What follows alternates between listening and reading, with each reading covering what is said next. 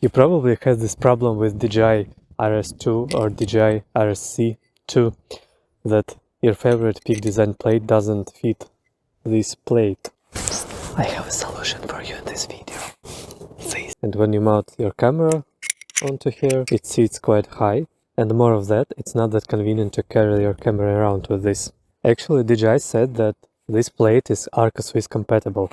It is, so this is Arca Swiss and this is Arca Swiss, but they don't go together. Not this way, not this way. It's very high up here. Instead of mounting here and using the adapter for Arca Swiss that is compatible with Peak Design, my solution is this baby. Small rig designed perfect plate for this situation. So let me put it on and tighten a bit.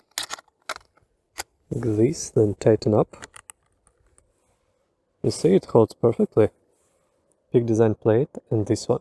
I will link it down below, so check out my link. Okay, actually this is the way to mount it.